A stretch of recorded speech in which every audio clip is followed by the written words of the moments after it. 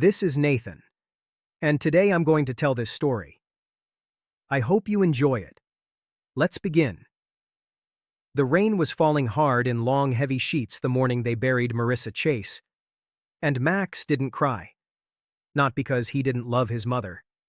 He did, in that complicated, suffocating way you love someone who never fully told you the truth, but because something in the air that day felt wrong, like old secrets finally starting to rot and come through. He stood by the grave in a charcoal suit, watching the men slowly lower the casket into the wet ground. Richard McKnight stood next to him, straight-backed and perfectly dressed, looking every bit like the grieving widower. He had placed a hand on Max's shoulder twice. Both times, Max quietly moved away. Father Joseph Schneider led the service. He was a small man, close to 70, with liver-spotted hands and eyes that kept drifting back to Max during the entire ceremony. Not the kind of look a priest gives his congregation. Something different. Something heavier. It looked like guilt with nowhere left to go. When the mourners started to leave, Father Schneider stepped closer. "Maxwell," he said quietly. She only ever called him Maxwell when it mattered. "Your real birth certificate is inside," Father Schneider said. "Don't open it here, and don't go home." He pressed a small card into Max's other hand. "Cedar Hills Storage Locker 9. Go tonight. Alone. There's more inside. Everything she couldn't tell you while she was alive." Max's phone vibrated in his jacket pocket. A message from Richard. "Don't listen to anyone at the church. Come straight home. We need to talk." Max looked at the message, then at the priest, then at the envelope in his hand. He slipped everything into his jacket, thanked Father Schneider, and walked out into the rain toward his car. He did not go home. Cedar Hills Storage sat on the far east side of town, a place made of gray metal walls and weak flickering lights that no one seemed interested in fixing. Max arrived at 11:15. The man in the booth was watching something on his phone with headphones in and waved him through without even looking up. Locker 9 was at the end of the second row. A key had been taped to the back of the card. He turned it and pulled the metal door open. Inside, there was a black duffel bag, a box of documents tied with red string, and a framed photo wrapped in brown paper. He opened the photo first. It showed two people he had never seen before, a man and a woman, young and smiling in front of a lake. The man had Max's jawline, Max's eyes, even the same slight angle in his fingers. Max carefully set the photo down and opened the envelope from his mother. The birth certificate was official, with the state seal still clear. His name read Maxwell Brent Robertson. Mother, Marissa Ann Robertson. Father, Brent Thomas Robertson, not McKnight. Robertson. He moved to the box of documents. It took him almost 40 minutes to go through everything, sitting on the cold concrete floor with only his phone flashlight. There were letters between his mother and someone named Amber Dean, a copy of a will belonging to Brent Robertson, dated 23 years ago, naming "My son Maxwell" as the main heir to the Robertson estate, valued at more than $4 million in property and assets. There was Brent's death certificate, cause of death, accidental drowning, and at the bottom, a handwritten note in a handwriting he knew instantly. "Richard knows. He arranged it. The accident was not an accident. If I'm gone before you read this, find Amber Dean. She was there. She saw everything. She's been waiting." Signed, Mom. Max leaned back against the cold wall and let the silence grow around him. He didn't panic. He didn't fall apart. He organized. His real name was Maxwell Robertson. His real father had been killed. The man he had called his father for 32 years had arranged it, then married his mother and buried the truth under a different name. There was a witness. Max pulled out his phone and searched for Amber Dean. Then he drove to Drew Livingston's apartment just after midnight. Drew was his oldest friend, former Army, now running a private research firm that operated in that useful gray area between legal and not exactly legal. He opened the door wearing a t-shirt and boxers, took one look at Max and said, "How bad?" "Bad," Max replied, stepping inside. Drew was the kind of person who didn't ask questions until he was ready to deal with the answers. He made coffee, sat down, and let Max explain everything. When Max finished, Drew stayed quiet for a moment. "Richard McKnight has been practicing family law in this city for 30 years. He knows judges personally." "I know," Max said. "You can't just walk into court with a box of old letters and a note from your dead mother. I'm not going near a courtroom. Not yet." Max spread the papers across the table, arranging them with careful precision he had developed over 8 years as an investigative journalist. He had helped expose 3 politicians and shut down a state agency. He knew how to build a case before it ever reached a judge. Richard McKnight had entered Marissa Robertson's life 8 months after Brent's death, married her within a year, legally adopted the toddler, renamed him Max Chase, and quietly dismantled the Robertson estate through moves that looked normal from the outside, but now clearly pointed to fraud built on a dead man's silence. 32 years of living as someone else's son.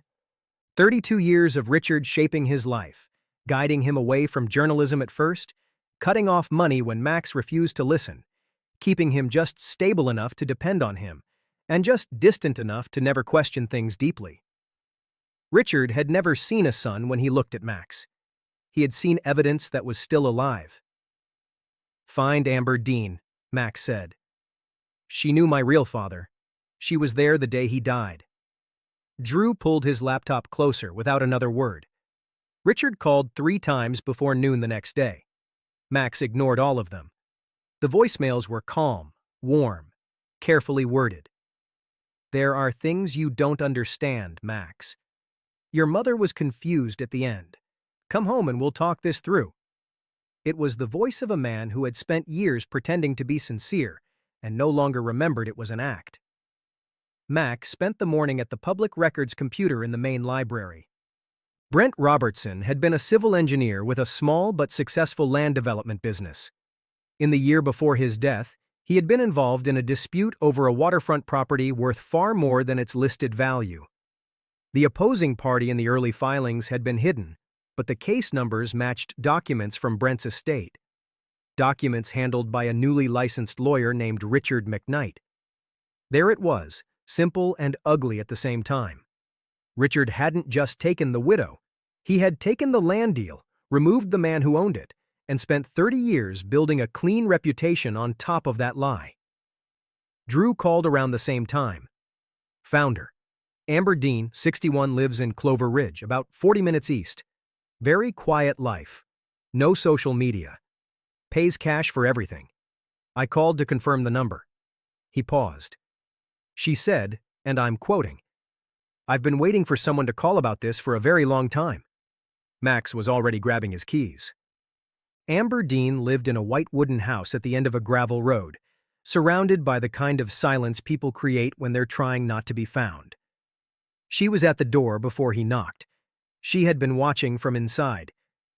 She was small, careful, with gray in her hair and eyes that had been holding on to something for decades. She made tea and sat across from Max at the kitchen table without apology. "Brent and I were close the year before he died," she said. "We both started noticing things changing. Documents moving without his approval, property transfers, money shifting through accounts tied to a partner he had only recently started working with." She held her cup tightly. That partner was Richard McKnight. She had been on the lake the day Brent died. She had seen another boat. It had been registered, but only years later she managed to trace it back to a shell company. She had seen what looked like an argument out on the water. Then Brent's boat came back empty. "I was 29, she said. I went to the police. One detective listened for 20 minutes, then told me I was emotional and confused." She looked at Max. 2 weeks later, someone went through my apartment." She didn't look away. "I understood the message. I packed a bag and left." "Why didn't you contact my mother?" Max asked. "I did. Once, about 5 years later," Amber replied calmly. "She told me she already knew. Said she couldn't prove it. Said you were still small. She was afraid of what Richard might do if she pushed too hard. She paused. She also said that one day she would make sure you knew everything. She wanted to tell you herself. She ran out of time. Max looked down at the hands resting on the table in front of him. Brent Robertson's hands, at least according to the photograph. Would you testify? Amber Dean didn't even pause. I have been waiting 30 years to testify. Richard made his move on Wednesday.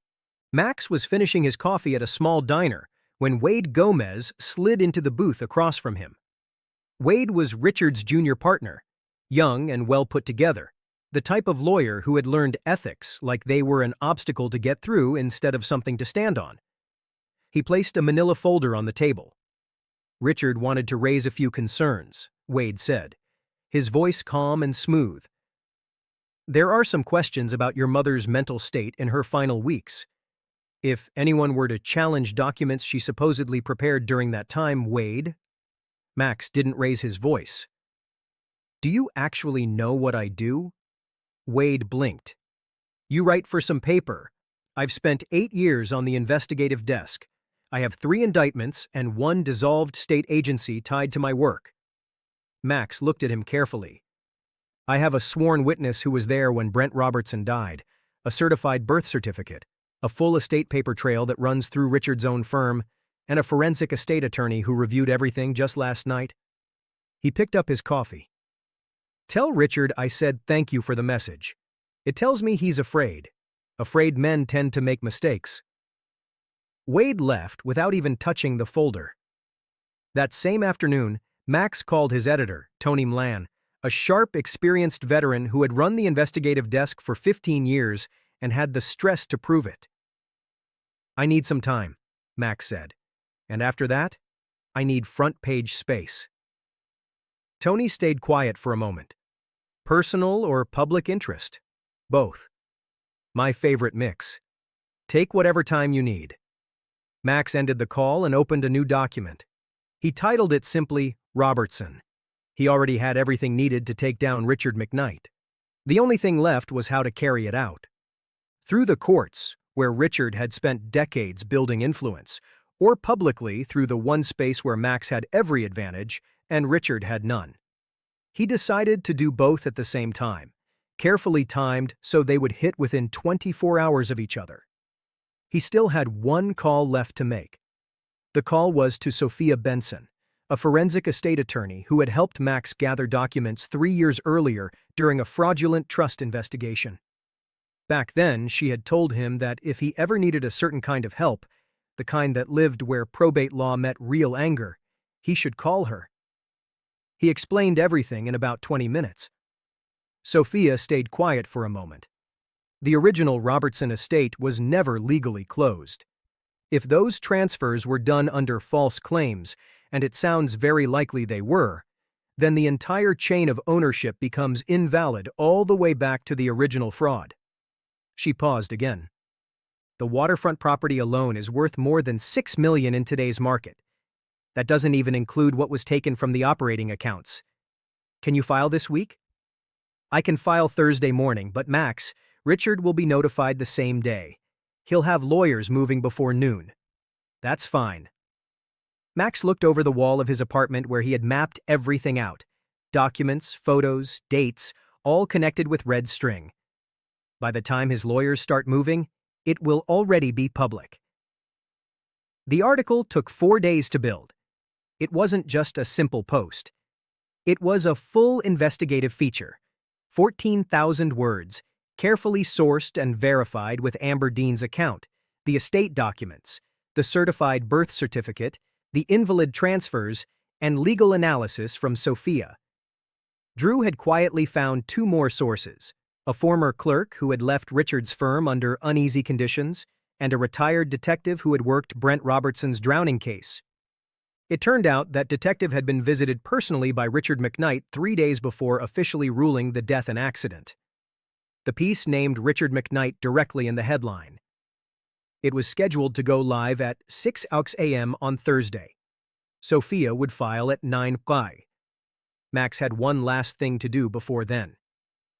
He drove to Richard's house Wednesday evening, not to warn him and not to ask for answers, but to stand in front of the man who had taken his name, his father, and 32 years of truth, and let him see that it was already finished. Richard opened the door wearing reading glasses, a glass of bourbon in his hand, looking like a man completely at ease. He saw Max, and his face quickly shifted into practiced warmth. "Max, finally, come in." "I'm not coming in." Max stood on the front step, his hands resting loosely in his jacket pockets. He looked at Richard closely. Really looked this time the way he should have years ago.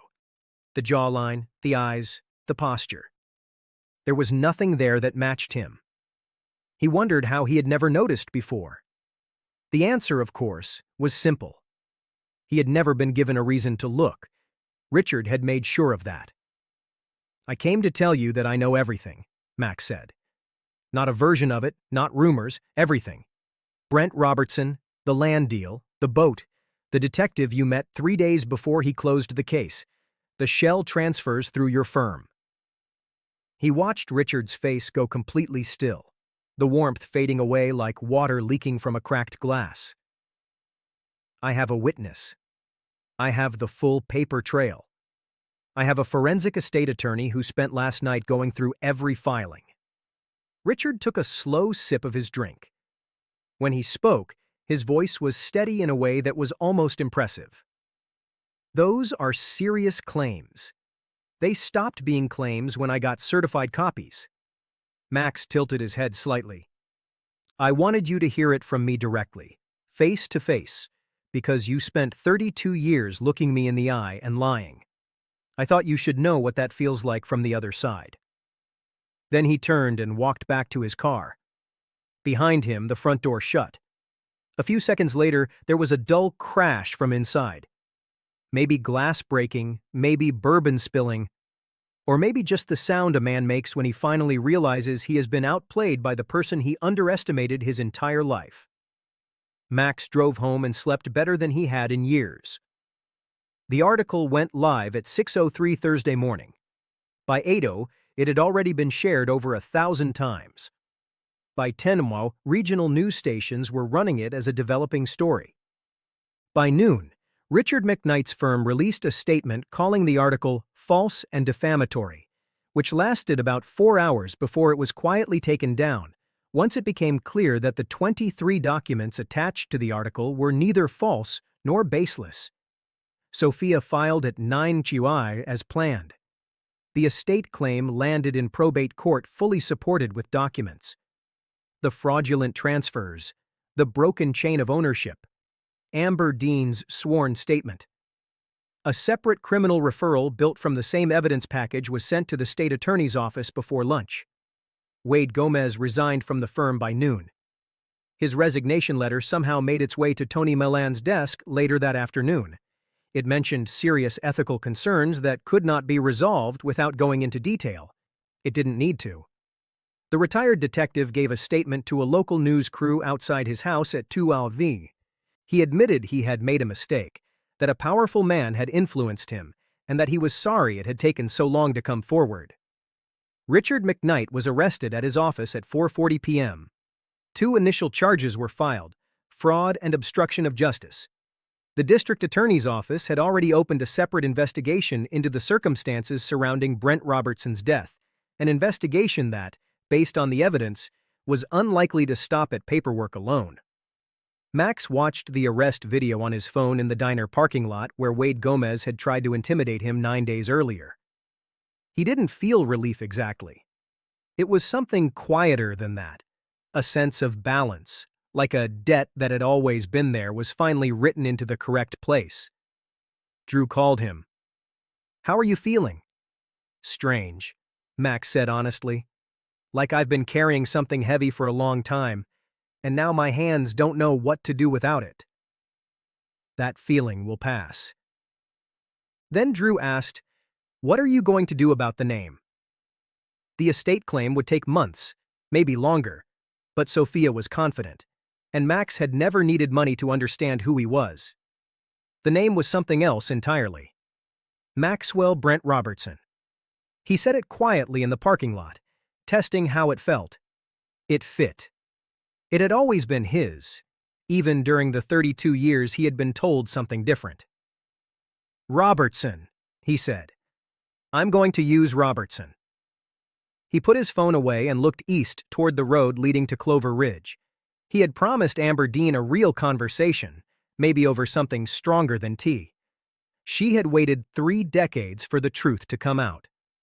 She deserved to hear it from him directly, how it ended, how it felt, and that everything had finally meant something.